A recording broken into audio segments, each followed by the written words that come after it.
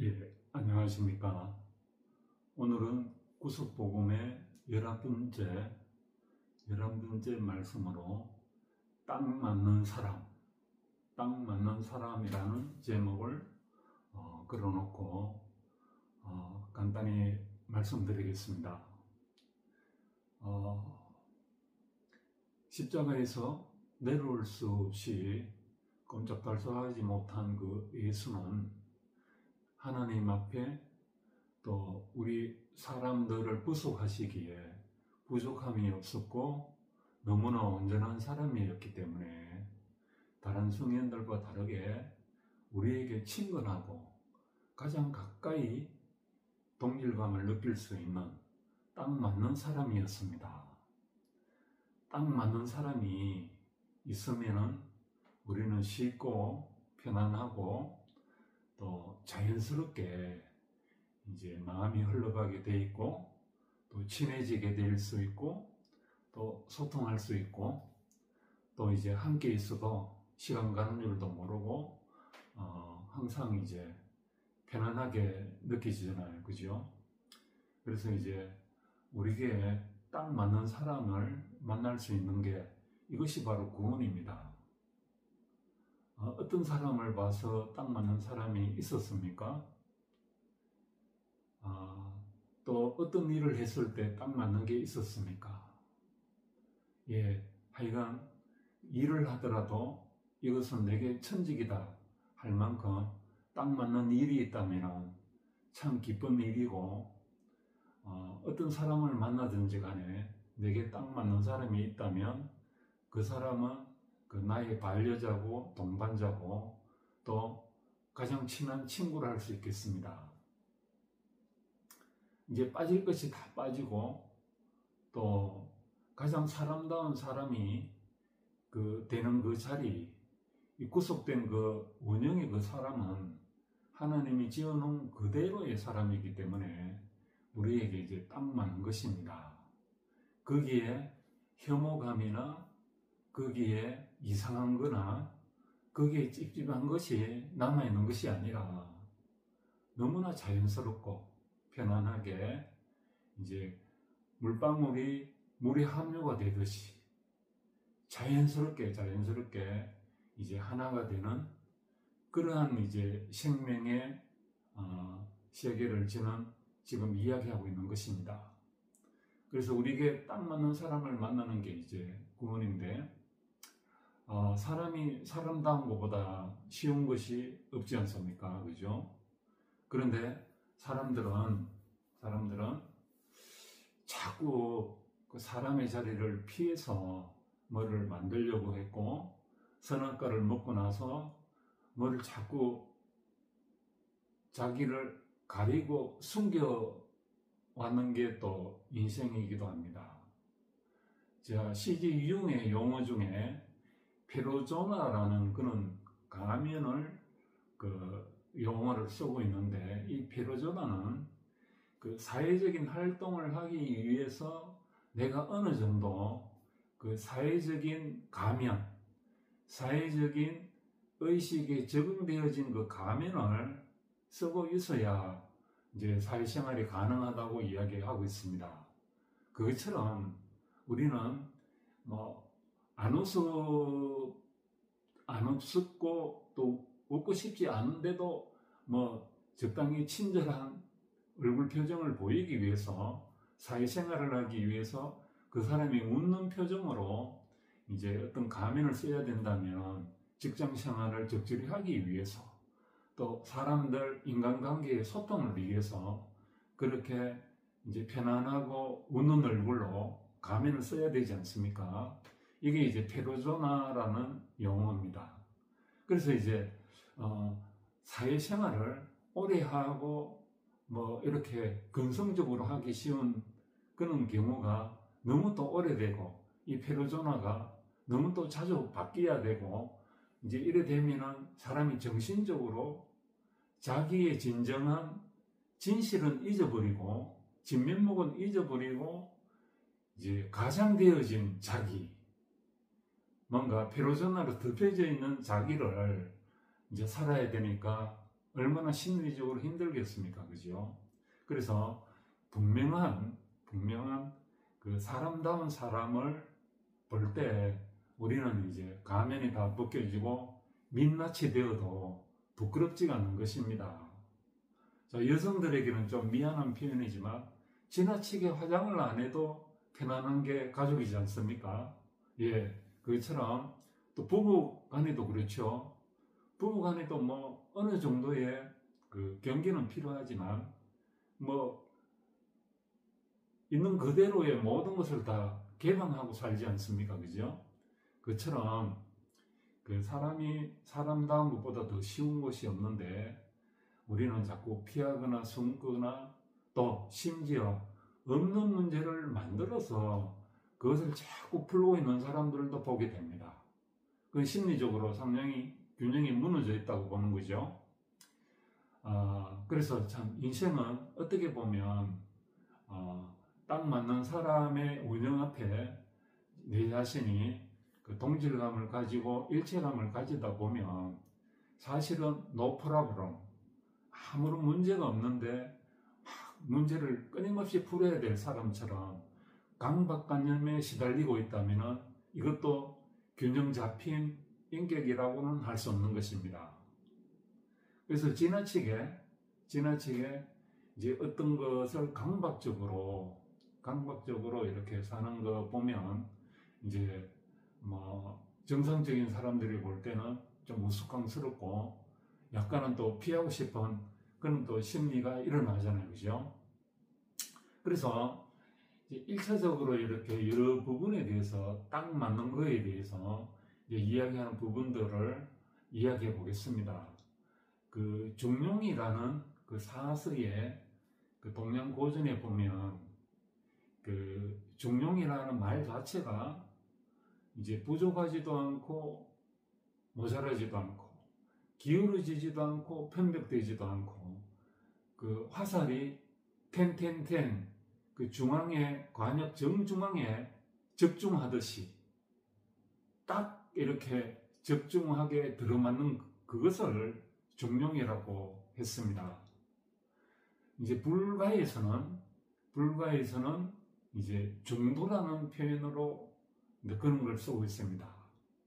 그 부처님의 깨달음은 6년 동안의 엄청난 고행과 설산에서 남들이 흉내낼 수 없는 그 엄청난 그는 이제 수행의 어떤 결과를 통해서 피골이 상접한 상태가 되어서 차마 다른 사람이 쳐다보기에도 끔찍할 정도의 고행을 했는데 그동안 실제로 깨달음이 없어가지고 이제 부처님이 그것을 포기하고 시다르타는 여인이 주는 우유죽을 받아먹고 이제 쾌락에도 떨어지지 않고 또 지나친 고행에도 떨어지지 않는 그 중간 지점을 딱 잡아서 이제 중도의 마음을 가지고 그냥 자연스럽게 자기 위치를 딱 제자리에 잡았을 뿐인데 그 새벽에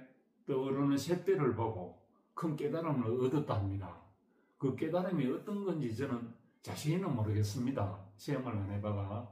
그렇지만 우리가 힌트로 알 수 있는 것은 지나치게 고행하는 것도 아니고 지나치게 쾌락적으로 빠져가지고 무지몽매한 것도 아니고 그러니까 극단적으로 치우치지 않았다고 이야기할 수 있는 상태라는 거죠.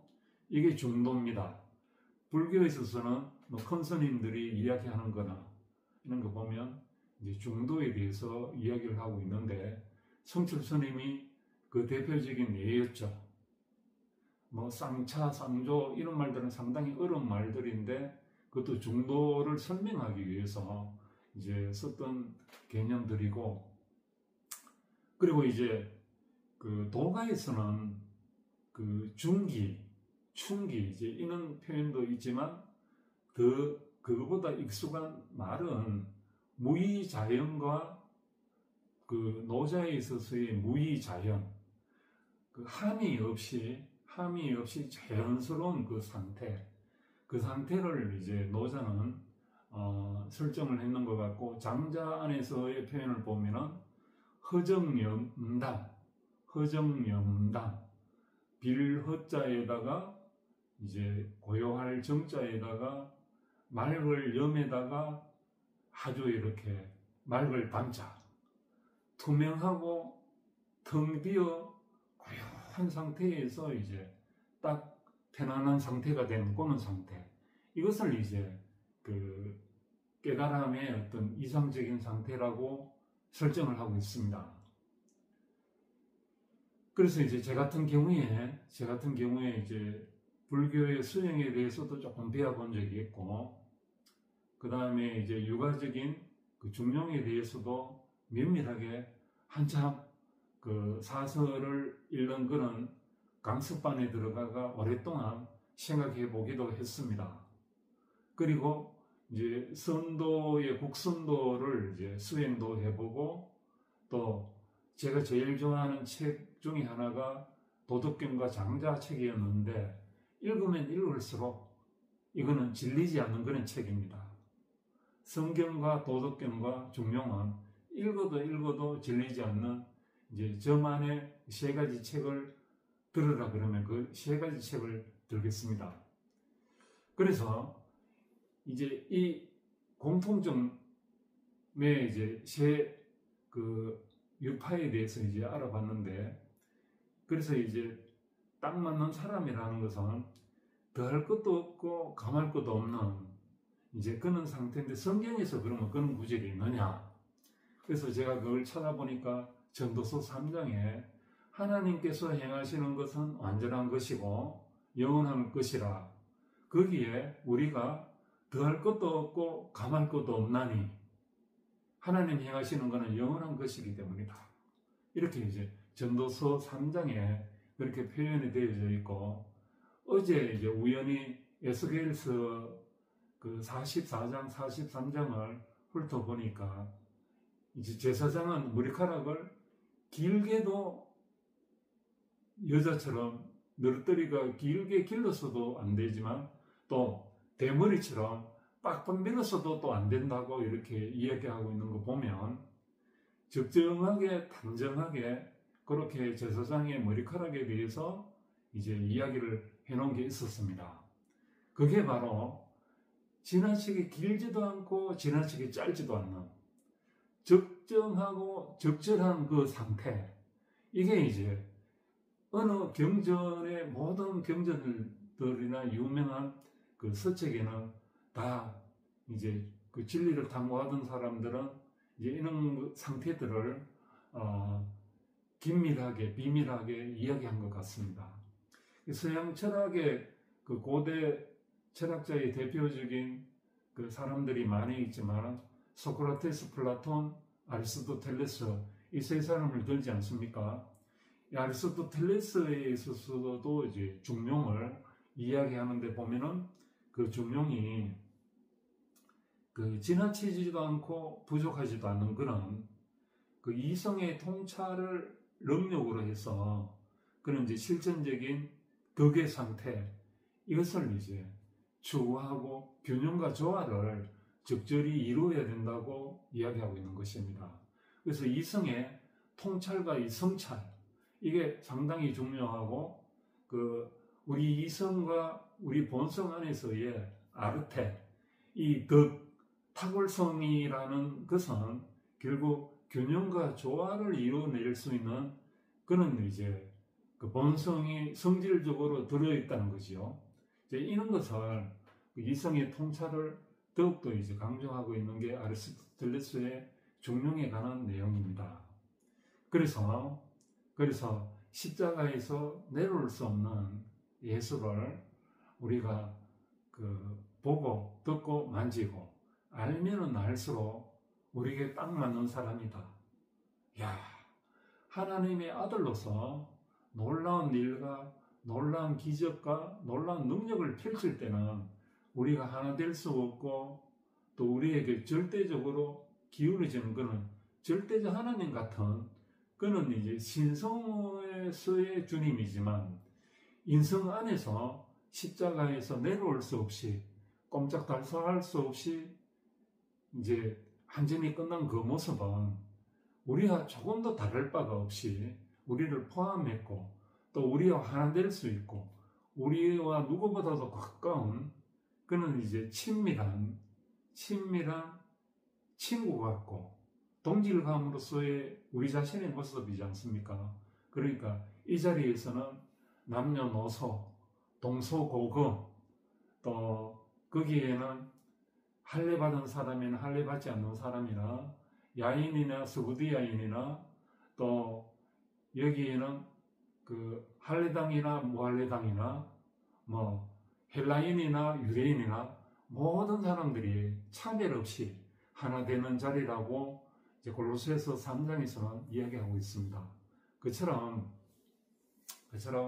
딱 맞는 사람은 십자가의 예수, 이 사람이 가장 쉽고 가장 편안하고 가장 완전하다는 것을 우리는 알 수 있고 이 사람은 경험할 수 있고 체험할 수 있고 또 우리가 먹을 수 있고 우리가 보는 대로 우리 안에서도 나오게 되는 그 생명이니까 이 구원은 제일 쉽고 확실하고 간단한 것입니다.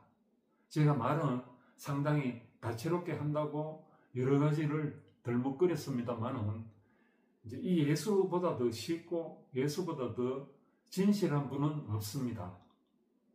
다른 분들은 이때까지 다른 파트에 있는 그런 분들은 뭐를 상정해 놓고 실제적으로 그런 사람들이 재생산되지는 않지만 이 예수는 끊임없이 재생산되고 재산출되고 지금도 예수다운 사람이 있는 것은 사람다운 사람으로 돌아가는 그 자리에서 예수답게 사는 사람들이 너무나 많고 또 예수다운 사람들이 또 우리는 앞으로 많이 나올 것이라고 분명히 이제 믿고 있는 것입니다.